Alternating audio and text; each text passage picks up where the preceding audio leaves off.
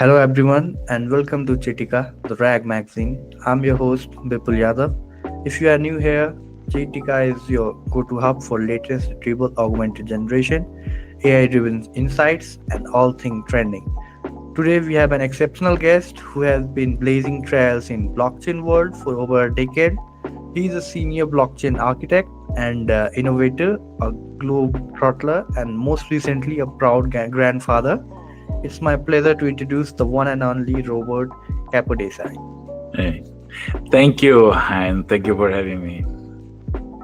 So, congratulations once again for your new family member. It's always great, like to Yeah, have someone a little life, mostly it, cute. So it is that's amazing. a great way to mark my 50s years of life in this planet. And Yeah, thinking this little baby is born in a historical moment that is very unique and very powerful. I wonder how his life is going to be when he's going to be 20 years old. yeah, yeah. It's always great, like to spend time with the grandchildren. I think it marks our entire life like works. It marks our timeline. I think it's really great. It So is. how do you feel? Yeah, it's fantastic. It's another phase of my life, I guess, and I'm very excited for my son that became a father, which is an amazing experience, which I already did several times. Yeah. So before we dive into the nitty-gritty of tech, how like how does it feel to juggle your role as senior blockchain architect and someone who has been in tech industry for over a decade?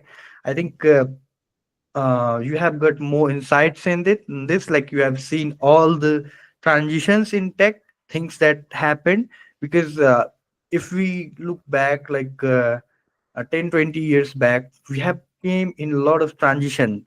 20 years ago internet was a new thing, and here we are having new technology like blockchain, AI, rag, boosting every day, giving us really mind-blowing things.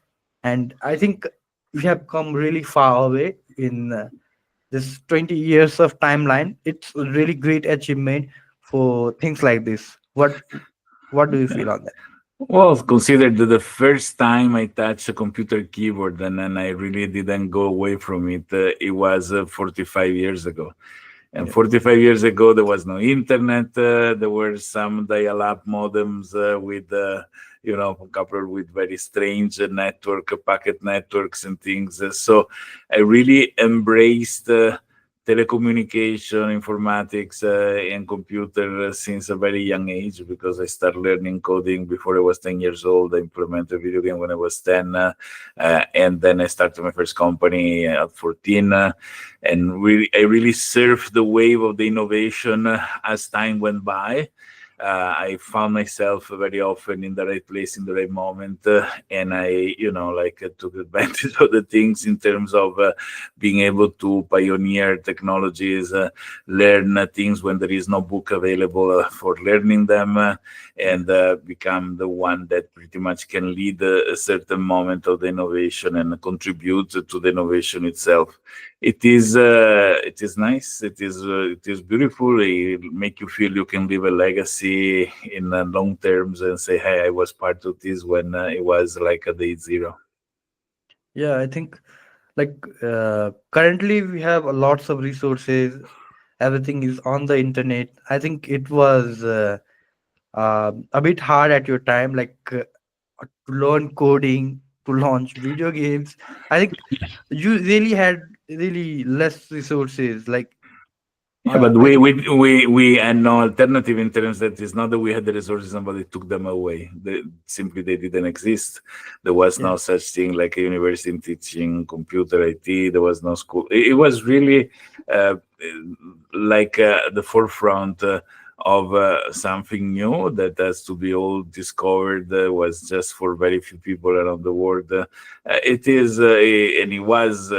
something great, and it is us today because you think it is repeated many times. Like last thing is blockchain decentralization. Before blockchain were peer-to-peer networks and decentralization. Now is AI and all the new innovation around AI. So yes. So let's start at the very beginning. You have been around tech for over 3 decades.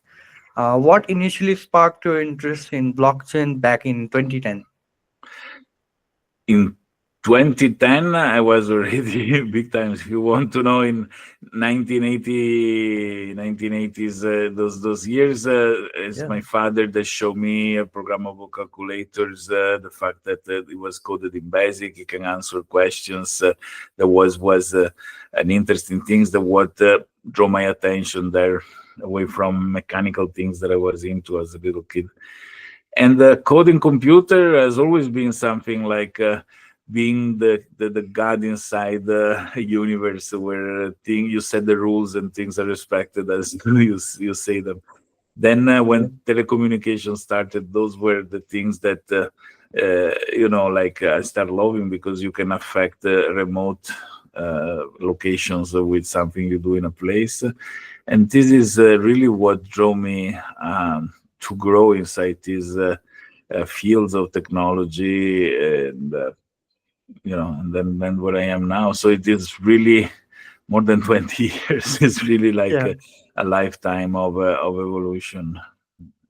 So that's really incredible. I think it's rare to meet someone who has been on board with blockchain right from early days.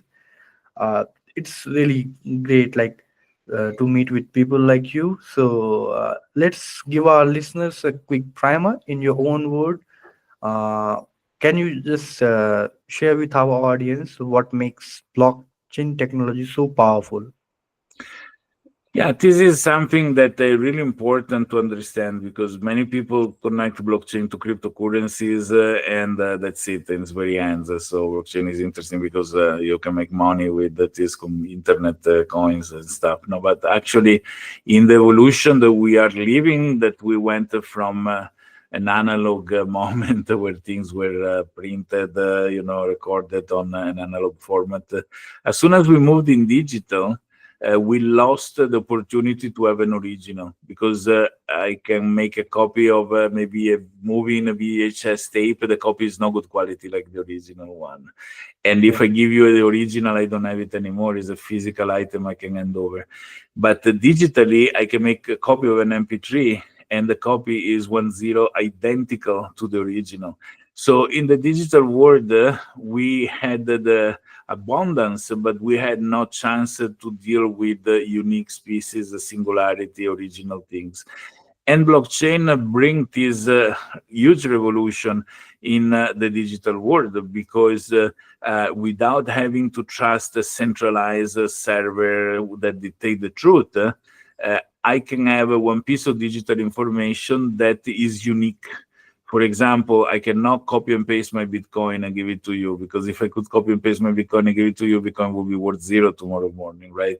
yeah, That's why the NFT became so popular, because it's, for as much silly as it is that people pay hundreds of thousands of dollars for the JPEG of a monkey, what gave the power to them to feel that they are, doing something cool, is that they are the unique owner of the JPEG. You can have a copy of it, it's a copy, but the unique owner is them, and they can show to be the owner. They can sell and send his ownership to somebody else.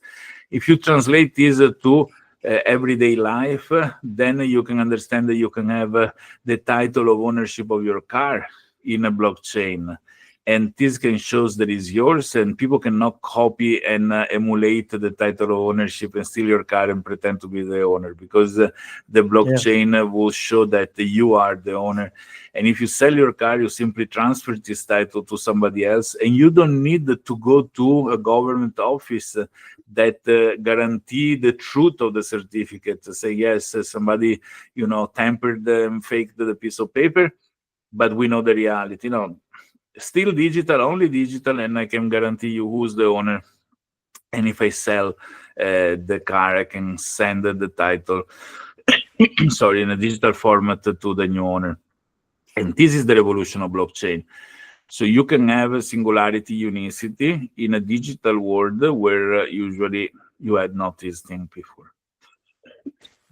Put together these two, digital cryptographic signature, digital identities. You can have an ID card that is issued by the government that is unique and allow you to operate in the blockchain. So it is you, and there is no discussion. There is you, and in this manner you can have set a new opportunity in that there were not before. Yeah, so I think that's what sets it apart. Blockchain have our own sets of digital fingerprint. Mm, That is why I think it is really secure networks. So, out of the box question, like I think since you have been in blockchain for really long, you have seen all types of cryptocurrency to emerge. Things like Bitcoin. In I think it was emerged in 2010 mostly, Mhm. and there are also some theories like people were telling in 2010 go and buy Bitcoin, and we can see in 2015 to 16 it really boosted up. And I think you have seen a lot of different type of cryptocurrency emerge. Like out of this personal question, I think to be a professional in Bitcoin, you should have a lot of great holdings on, I think, cryptocurrencies. And honestly, the finance aspect of what the blockchain can do never been of my interest, Yeah. because it's really a complex, regulated world of finances, and doesn't allow to implement things freely. So if I need to do a compliant, regulated application on blockchain for financial things, I need to make sure regulators are okay. As have you seen in the past decade, the regulators change their opinion every other day. One day is good, one day is bad, one day close everybody, one day goes up. It's still up today.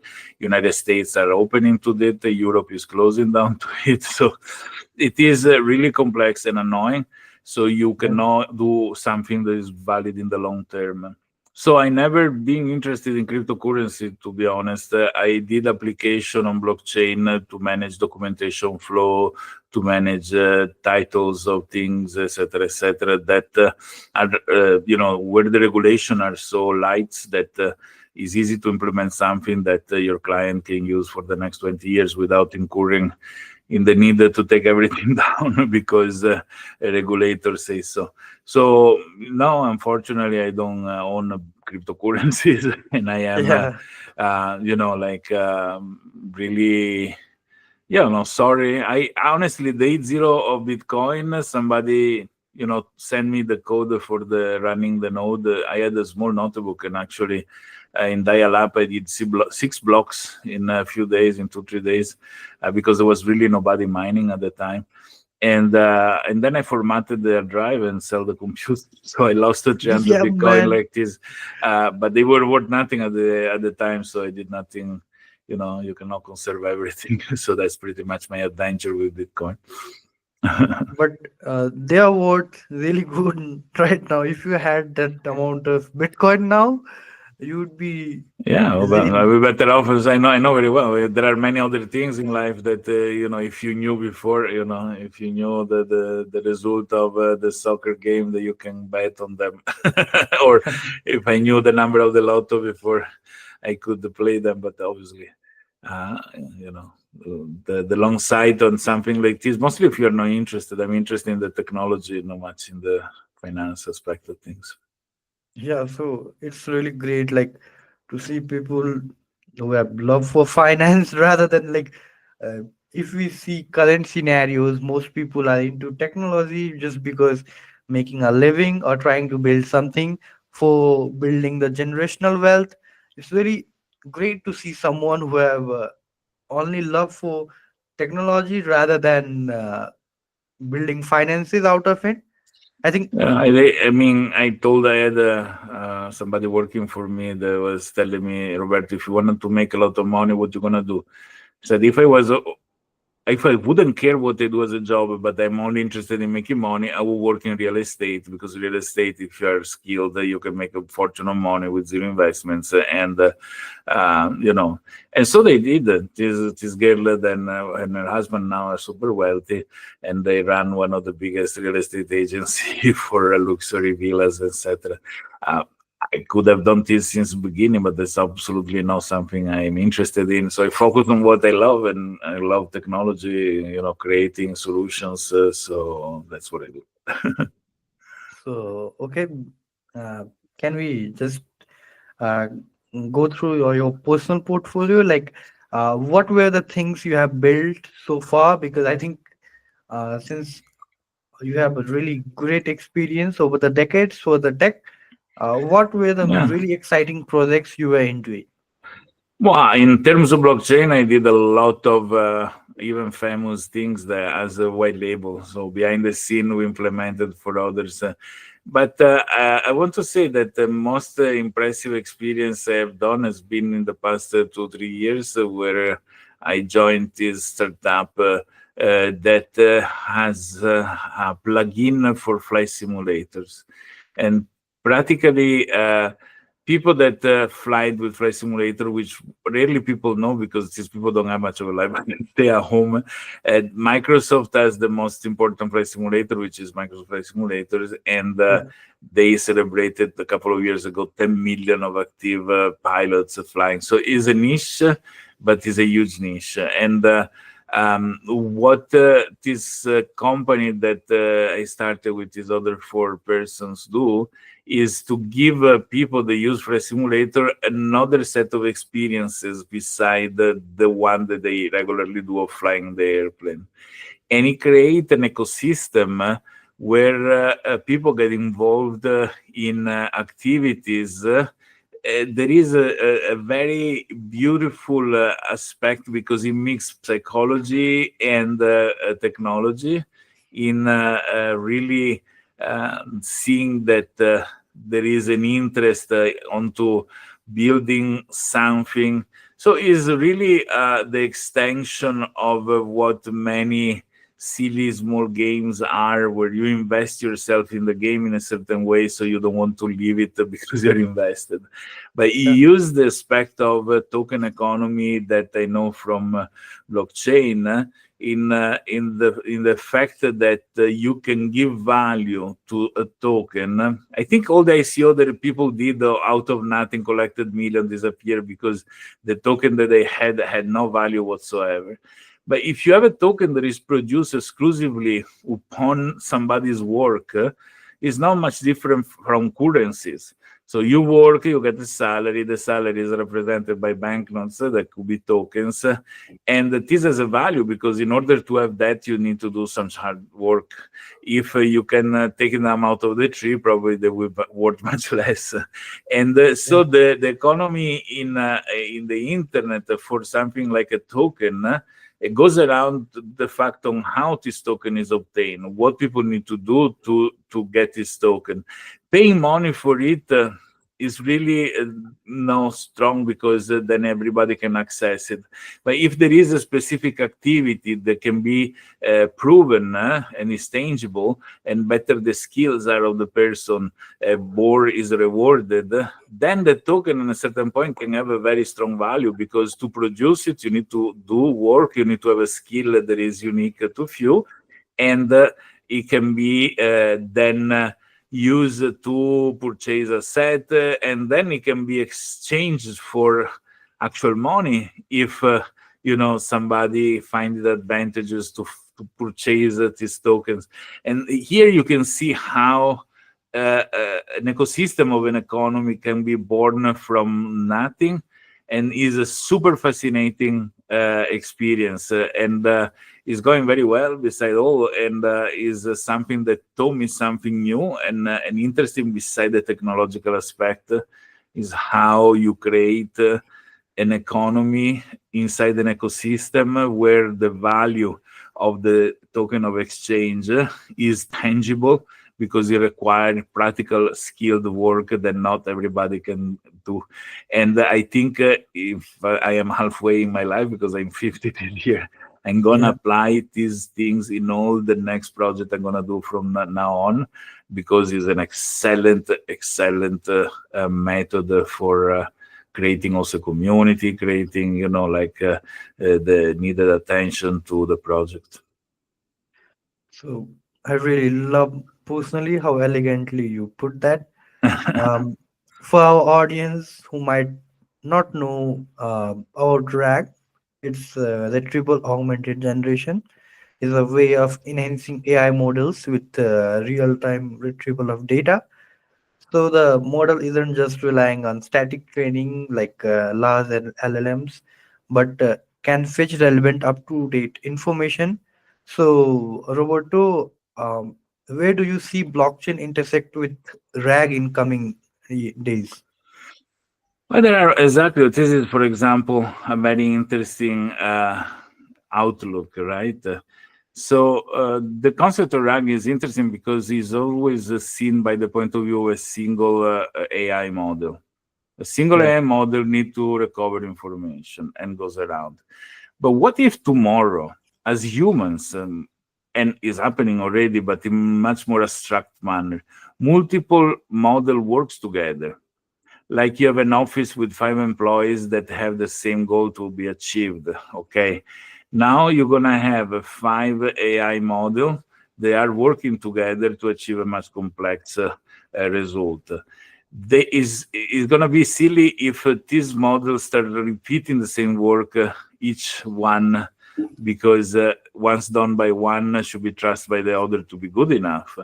And so you can connect in a cryptographic manner the work required in terms of research, collection, analysis of information to achieve the goal, between them, with what is can be a sort of a micro blockchain, if you want, okay, which can yeah, expand to infinitum. Okay, in this way, the value of the work done by one single model can be recognized in terms of an economic effort. So paid off, not in the way that you do to train a model, but with tokens that are not the AI tokens that we all know, but blockchain tokens, in terms of saying, okay, how much is worth the work done by this model? Why is recognizing this model on this token? Because then it can request the work to other models that are specialized on something different, and they can organize themselves in a guided manner that can be regulated by the rules of this micro blockchain, in such a way that can achieve in a way faster and more effective, powerful result, rather than being left alone in working on something. So blockchain, to summarize and put it in simple words, can be a tool to help multiple AI model to work together in a manner that is not just abandoned to themselves, random, or regulated by a piece of software that can be tricked or bypassed or is not correctly formed, but with the tool that measure and the work done by each model, and that allow multiple models to decide which is the coordination to be done to be more practically effective in achieving the result. And this is one. But another bigger application of the concept of blockchain on AI, which I'm working on since a couple of years ago, is the decentralization of artificial intelligence. Because what scares me a lot is large models in the hand of a single company that provide a service to half of the planet. Is dangerous because we saw how biased some model were in the past, that gave answers that are politically inclined in a way and another. Now we had DeepSeek from China, which really has been a middle finger to OpenAI, because as the OpenAI was supposed to be open source, and now DeepSeek is releasing something more powerful that ChatGPT o1, and for free and open source, which means that they have in the drawer already something much more powerful, because they wouldn't release the latest things that they have. And if you think that OpenAI, Gemini, Anthropic, and all those, Claude AI are to be trusted, the company behind them on how the model are trained, how the model are prepared, well, okay, trust them. But if you want to be sure that there is no absolute influencing how AI decide, suggest, or answer questions, what you need to do is to have a network of thousands of small models that work together, because even if one of those 10,000 is biased, is going to be completely covered by the rest. So you have a really democratic answer. And you can filter on your last miles before getting a reply things that you don't like. So even if there are uncensored models that can tell you the most incredible things, it's your responsibility to filter what you don't want to hear or see. And I think this is the most important steps that need to be done.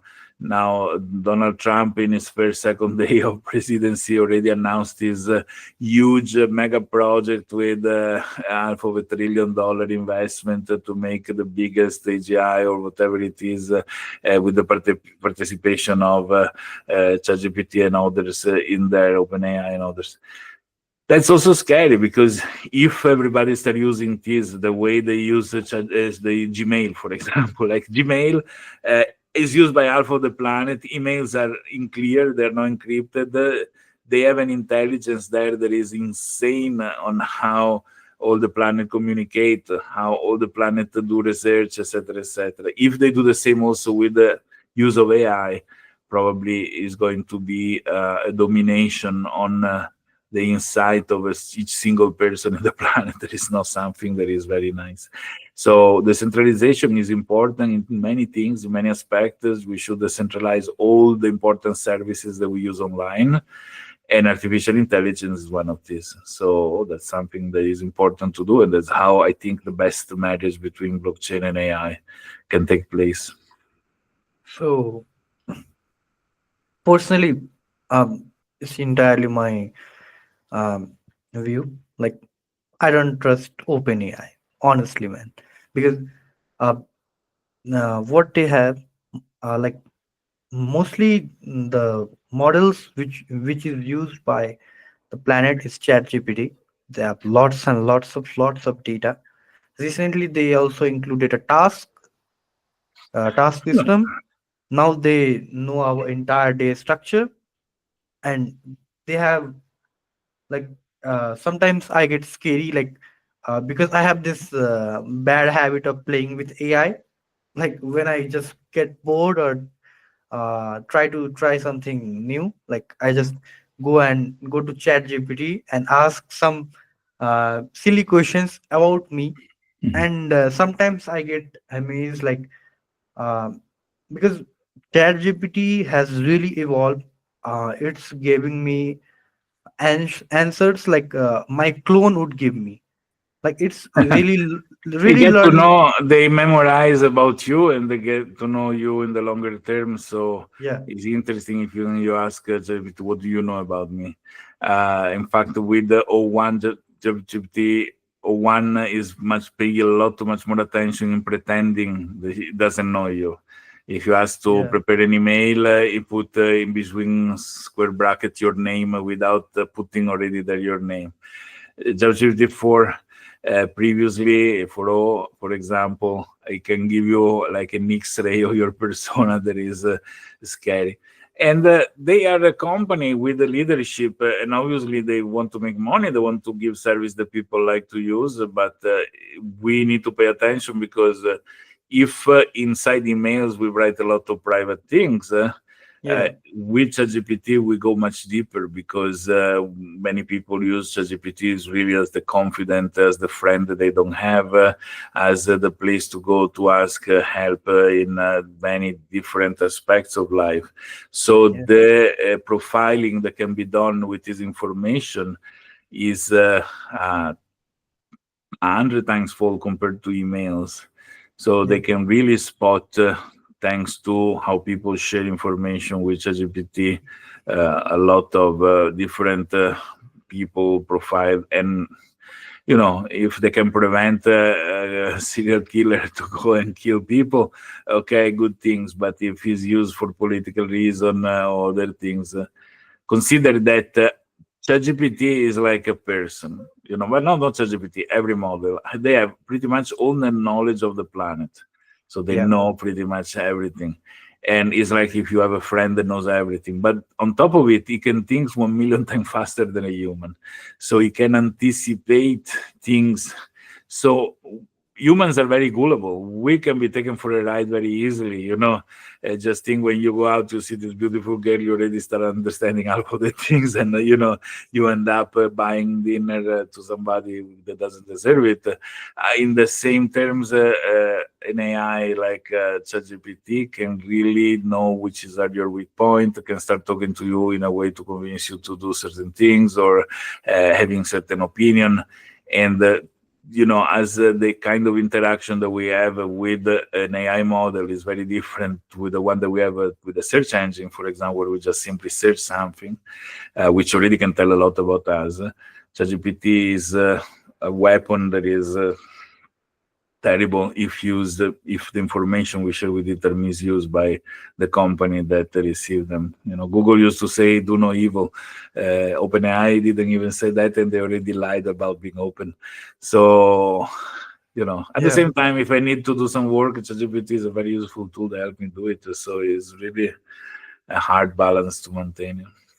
yeah. So, what I think, it's really biased for a model. Like I think, most of the world, if we talk about AI, most of the audiences which are not as technical, they think AI means something like ChatGPT. They have started to recognize AI with ChatGPT because it was marketed really well. Uh, like personally, if you say me, I came to know other models uh, just I think a year ago. Before I think when ChatGPT was launched for 6 months, I didn't knew any other model existed. So that's what thinking of normal people are who are not into really tech. Since I also transitioned really well in tech because I spent a lot of times for tech things, so I know other models now. But I think for most of the people, Chat GPT, I think it's a one-stop thing for them because the models are really advanced, like O1 and 4 models are Mhm. really, they give everything which we might need of. They are also, I think, they have also started to generate images. Now they are also introducing video generation, Sora AI. So I think, I think to have a company like OpenAI to have this amount of data for of people, I think it's really biased because uh, when the power comes to a hand of a single, it's more likely to take advantage of it. We have seen in the past, ChatGPT has given us really biased results. I think that's what. And let's talk about the new model which you told me. I think it's my personal. Um I think it's my personal interest. I didn't knew about this new model which you told me from China. I didn't knew. So let's discuss about a bit about it. So, do you want to discuss about Yeah, what? I think you told me a new model, Yeah, DeepSeek. DeepSeek. DeepSeek is, I think, is a sort of, uh, like a middle finger that China throw to the United States in the world of technology. If you think that OpenAI started, and that's why Elon Musk sue OpenAI, Altman, and the others. because he gave a lot of money to OpenAI because OpenAI was supposed to be open. Open. Means that everything they have should be open source, so you should find it in a repository or you can download and run in your computer. But they end up not, and after that they became a for-profit company. So the Yeah. full aspect of trying to bring to the world something. In fact, what shocked me as being Meta with Mark Zuckerberg, there is somebody that, like I wouldn't have expected as a political inclination and behavior. He did a 360 turn in the past year. So, Yeah. not You 360, can. because 360 you turn back in the same direction you were. You did the 180 degrees turn, sorry. And Yeah. completely changed his attitude against all these things. And beside the political direction that he was going with Meta and everything, he started giving models for free. And he has what is called Olama, which is an application that you can install in your computer and run locally in your computer, large language models. Yeah. And he started producing a lot of them. There is a website called Hugging Face that conserve practically a repository of all the models that are being made and recreated, mixed, attached, because you can download a model and then you can add to it or mix two model together. There are mixture of experts. There are a lot of things that people do with AI, and but nobody never reached, because it's very expensive to train a model to be to the level of what OpenAI was offering.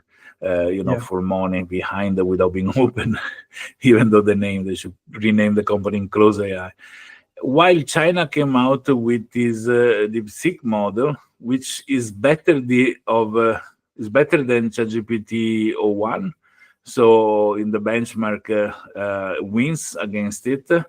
It can be downloaded and run locally in your computer, so you don't have privacy issue, and you can create, application for your own use, which are agents or whatever else to deal with whatever you need at home, or in your office or in your company, and it's free. Okay. Obviously, probably if you ask to this model questions, what happened in Tiananmen Square, probably is not going to answer that, meaning that it can be, but I haven't tried actually, biased because it comes from China, so it would not be trained with the information that the Western world trains AI with. That's a beautiful Yeah. thing also. You can have AI that are culturally different. That's exactly why I say we need to decentralize AI, because you can have a different model with different opinion, different things, so you can achieve a better result. But nonetheless, now doesn't make any more sense to pay $20 for ChatGPT or 25 or 200. Some people pay when you can run locally. A model that is even better than what ChatGPT has to offer. And in fact, I think in the next future, every house is going to have the home server. The home Oh, server that runs his own, AI model and connect with others probably, and can help managing the house. The house automation run by an AI is way better than, consider even house automation that people install today. They send all the requests to the company running your locks. If I unlock my door, I'm not just commanding the lock from my phone. My phone is talking to the company that sells this tool, and the company this tool knows exactly when I go home, when I leave home, etc. And then yeah. he comes back and tells my door to open, which means this company can open my door to whoever wants to enter my house if they are corrupted, or other government entity ask for it. So in these terms, having your own AI at home is very important, and I think probably some company that understand that, and Nvidia is the king of the hardware for AI, is Yeah. the company that went, if talking about Bitcoin valuable, if somebody purchased Nvidia stocks, made more money than people that purchased Bitcoin. So to say that it went up in a way that is insane, because they produce hardware. There is a new computer is about $3,000 only. there is like supercomputer that you would dream about that can run models in a very efficient way and a low consumption. And I think that as soon as I can put my hands on one of those, I will do it. But they're very cheap, and I think every house is gonna have one in a few years. So it would be beautiful to see the people run their own mail server at home. So we remove from the hands of Google all the knowledge of our emails, but we keep our own mail server at home. We run our a model at home. We can be a node of a blockchain that help to democratize things and decision and votes. Probably is a beautiful future that I am dreaming of, but it's not impossible. So yeah, they are really great insights.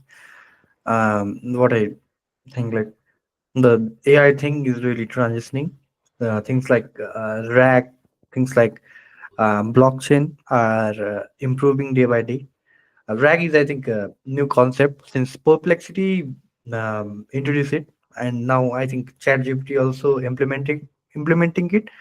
I think um, RAG is what sets a dead LLM from a really nicely trained LLM who have that sorts of brain, because sometimes I also do feel still now, like when I ask some results from ChatGPT, which are complex things like mm, things like which are really less talked on internet.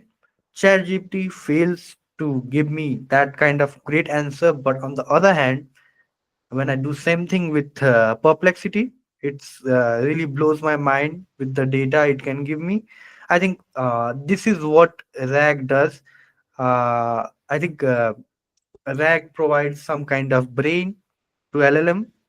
They can Yeah, it give. depends what you need to do. For sure, that the capacity to search, which is added to ChatGPT too. Now you click the small icon, it's gonna serve the web, searching for information, but it's not to the level of perplexity, which is actually very well structured. It's too expensive Yeah. in my opinion, but very well structured.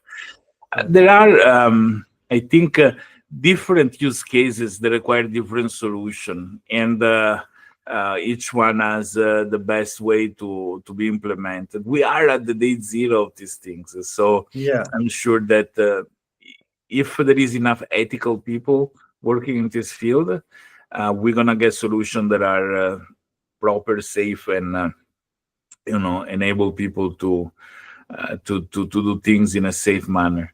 Unfortunately, we are in the era of the subscription model. You're subscribed to this, subscribed to that. Everything you do is paid Yeah. by year of my month. Is now like, and this is, unfortunately requires the things to be run in a data center controlled by the companies selling the service most of the time, and doesn't leave freedom. So the other day, I my internet connection was off and I couldn't use Photoshop. It was stupid. Is this, like Photoshop is installed in my computer, is running, but yes, they needed to call home to see if my license is okay, if the things are paid. So in the moment that I don't have internet connection, I don't have Photoshop, and I believe this is absurd. So we need to, get back in control of our own, application, computing power, and results. I think.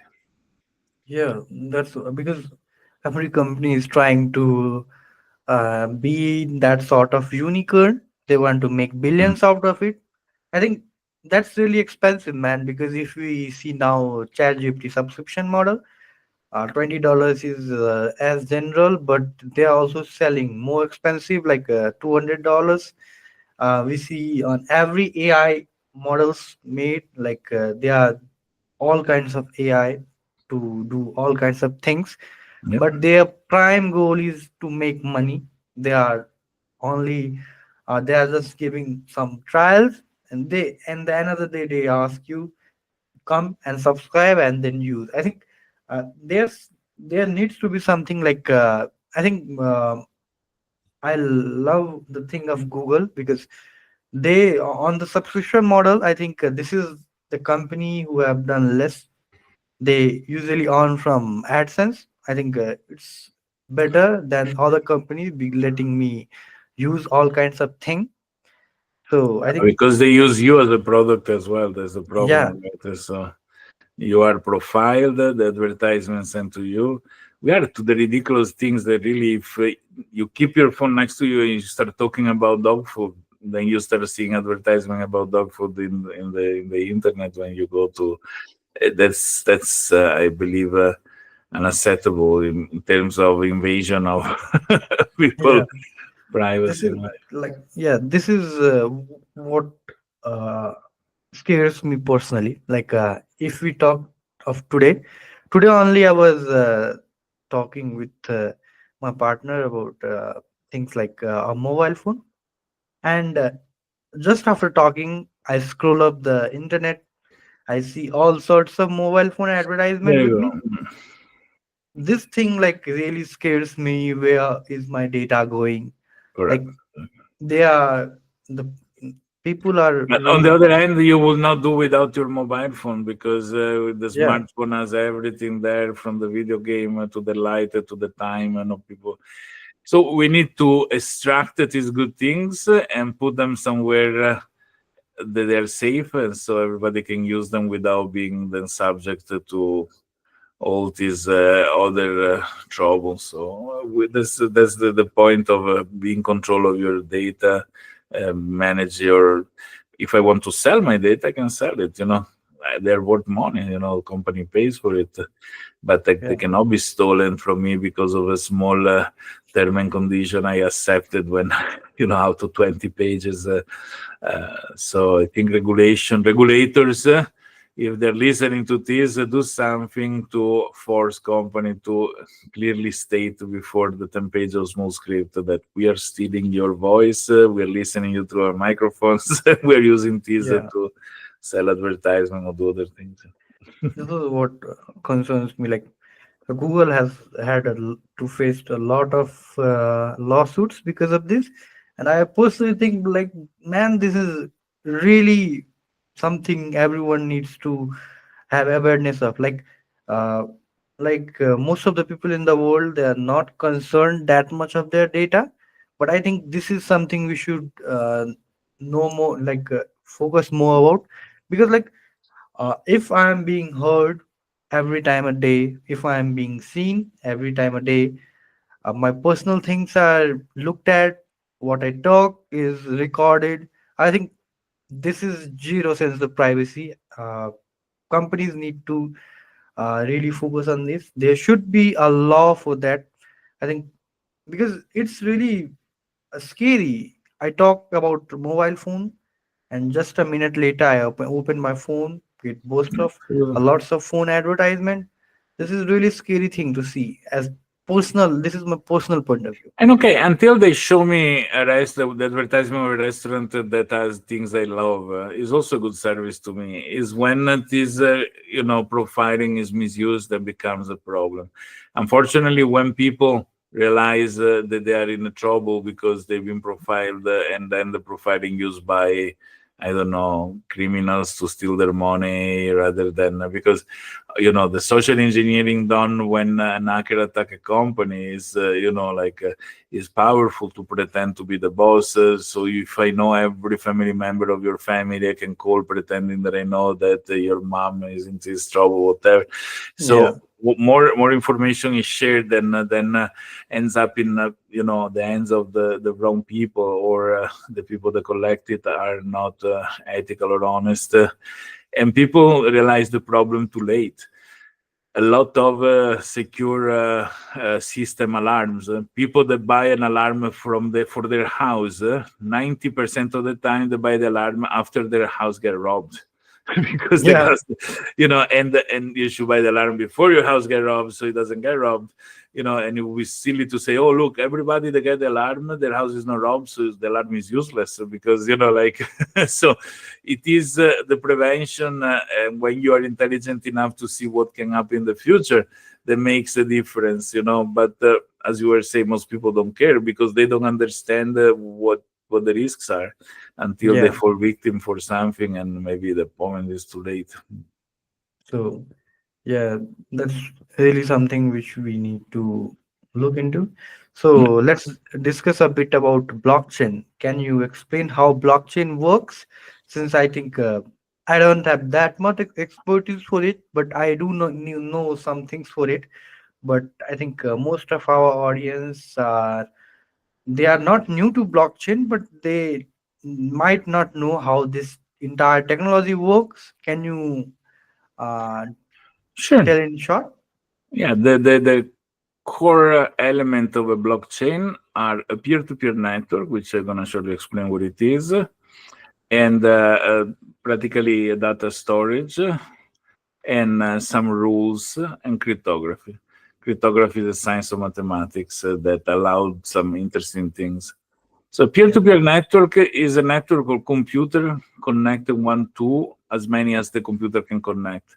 So let's say that there are 10,000 computers in this network. Each computer connected to 50, for example, other computer, and then each of these 50 connect with another 50, or some are the same, until all the network is covered. So a single computer doesn't know the extension of all the network.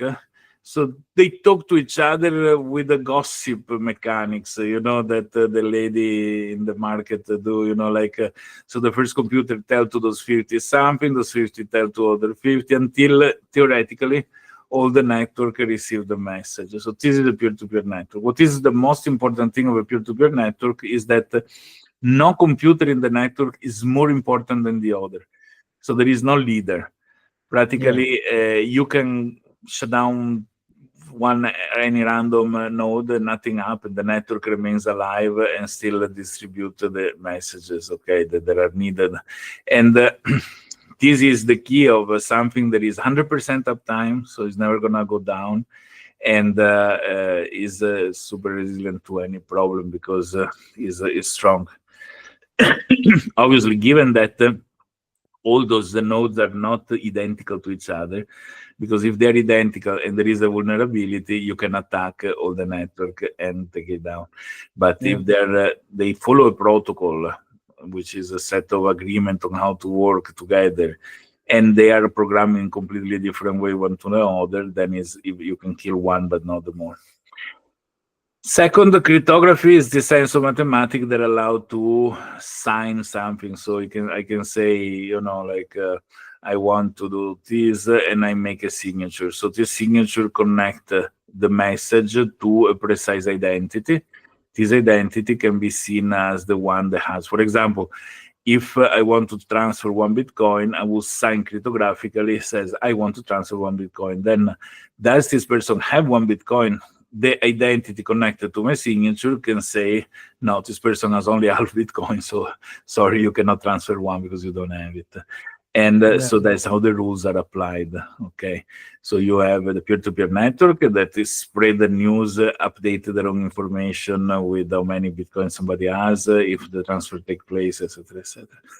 And then the reason why it's called blockchain is because all those messages that this peer-to-peer network send around are packed inside a block. So when a block is full, you need to create another block yeah, and fill it up. And when the block is built and consolidated and safe, then means that the transaction are valid. So the Bitcoin is sent is being sent effectively.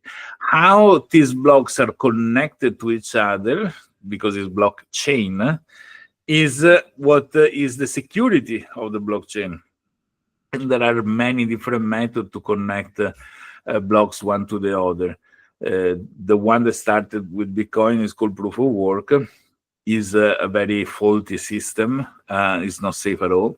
Bitcoin is safe just because it's Bitcoin. It's so big.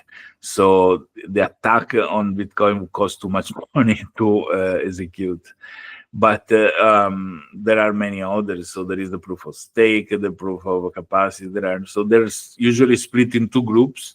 Those that use an external source to validate the connection between two blocks, like proof of work, and those that use an internal source of information to validate the connection between two blocks, like proof of stake, for example, that look at the identities and what they have in order to say, okay, these two blocks are correctly connected. Then the discussion goes much more deeper, but I stop here because this is already complicated. Yeah. What is to say is that user can post a request with a cryptographic signature, and this is propagated among the peer-to-peer network if the request is validated by each node update their data set, and when they have enough, they create a block. The block is spread, and you have a blockchain in each node. So even if you take down a node, nothing happens because there are 9,000 more with the same information. If a new node join, those other nodes around give all the past information to the new node, so it goes up to, catch up with all the others and start working together with the other nodes. That's So blockchain in a nutshell. yeah. So I think it's a web of the computers sharing data and sharing information, which is interconnected in a way that the network cannot be broken. I think this is how blockchain works. I think. Yeah, it is pretty much the basic concept of a blockchain. Yes. Yeah. So, where do you see the average person benefiting from this blend of blockchain and RAG? Users usually they don't even know why what they are consuming is there. How what happened behind the scene is a mystery. Like you drive the car, but you don't need to be an expert that knows exactly how an engine works. It is electric or combustion, doesn't matter, right? So I think the most users are going to see the effect of it without even knowing that this is the effect of blockchain, the effect of RAG or AI or whatever, right? So they just use it. I think every service that is provided today in a certain manner eventually is going to be made better by new emerging technologies. And so when you chat with the bank to solve your problem, uh, 3 days ago was an actual operator. 2 days ago was a small piece of software that sounds so dumb but that people get upset. And today Yeah. is an AI that make you feel you're back talking to a person, but you can insult it and nobody sue you. I guess. So the automation of processes is going to become much better. There are some law firms that use AI to process automation of small silly things like parking fines, etc., etc. So they don't need to have not even a junior, person to actually do those things because they are silly practice that AI can process very fast. So rather than processing, I don't know, 600 per year, 1,000 per year, they go to 5,000, 10,000, or as many the market request. So these are innovation that people, maybe the single user don't even know is there happening, but in the overall, the industry is going to see a very strong change. Yeah. So, uh, pivoting slightly, how's the granddaddy role treating you? Are you planning to teach the little one blockchain first or how to ride a bike? Well, there is also to say that my son lives in Italy, so my grandson is in Italy. I am in Indonesia, in Yeah. Bali, so that's far away. But then I plan to probably be part of the life of these little kids, even if remotely. Or maybe one day I can send a model of AI trained with all my knowledge to pretend to be Yeah. Really great. grandpa in the cloud. Yeah. So I think Bali is really beautiful. I've been there once. Really beautiful place. That's a nice place. So, uh, like, um, how do you see blockchain and RAG evolving in future? What changes might come? I think How? blockchain has been created to solve a problem to have this digital money, Bitcoin. It's not been created as an object that ends on itself. And so it has a lot of evolution to do to become an efficient tools that is decoupled from cryptocurrencies, okay, in order to Yeah. exist. So there are strong paradigms that need to be surpassed. RAG, I think, is going to be embedded in any application that runs models. I think that is part of the obvious evolution of how AI is used, because in AI they can now source information. Then they can source it from a closed place or from the open internet. Are two different things. But I think if I am a law firm with 70 years of work done, history done, and I have files of all cases that being operating 70 years. Those things on paper in a big deposit are just a cost, and they are not of use. I think if all this is digitized and then fed to an AI can have an AI that can look past, and obviously cannot be a public AI, has to be closed inside the office, but can look Yeah. past to all the cases my law firm has operated in the past 70 years, and help lawyers that are working current cases to refer to or see how the company operated, how the things was won, who was the judges, the justice, that a lot of things that AI can suggest on the on the moment. So, on a lighter note, you have been in this space for over 3 decades, right? Can you share some memories regarding tech which you find funny that's come to your mind? Oh my God, that's there is a collection. I think one very silly story that I remember, but when I was about 15, 16 years old, uh, which mean the early 90s, late 80s, late 80s actually most. I started the first laboratory to fix a broken computer between other Yeah, business that I had. And so we mostly were working for banks and other things, because very few people had computers at home.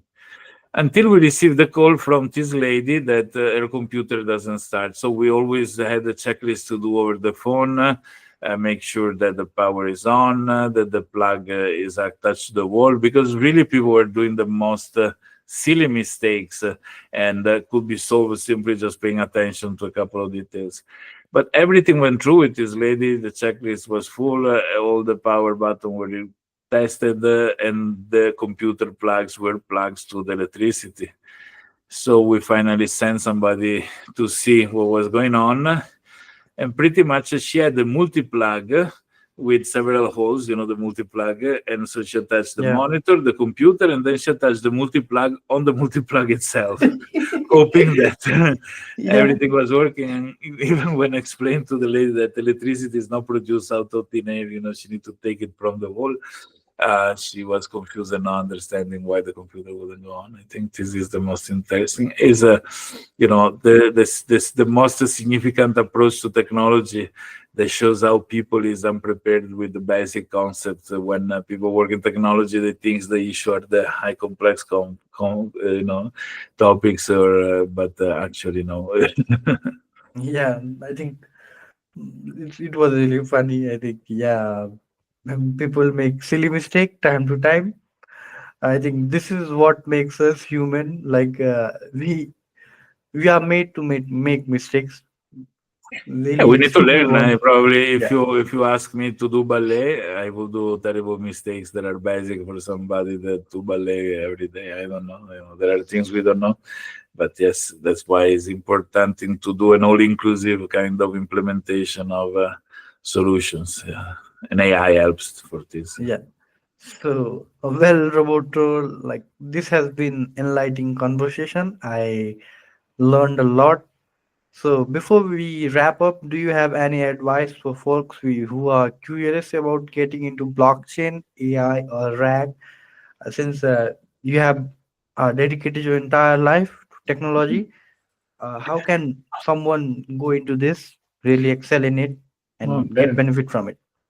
The life of a geek, the life of a geek is not like a pleasant life. I think Elon Musk said a similar thing. So don't do it for the money. Money comes as a consequence. Do it only if you really love to do these sort of things, because if you don't have the passion, then it's a disaster. Yeah, this was, I think, really great advice. So, absolutely, continuously learning is key. Roberto, thank you so much for being on the show. And again, congratulations on your grandfatherhood. We can't wait to see more from you in world of blockchain and beyond. It was really great talking to you. I think it was my pleasure to have a guest, someone who have dedicated his entire life for tech and has done a lot of things. So that's it for today's episode of Chetika, the Rag magazine. Big thank you to our guest, Roberto, for sharing his invaluable insights on blockchain, RAG, and the future of emerging tech. We hope you enjoyed the episode as much as we did. We really talked a lot on this. I got to learn a lot of things from Roberto. If you found out this conversation enlightening, be sure to subscribe and leave us a review. This is your host, Bipul, signing off. Stay curious, stay innovative, and we'll catch up next time on the new episode of Chitika. So, thank you for giving your precious time to us, Roberto. I really It's been a appreciate it. pleasure.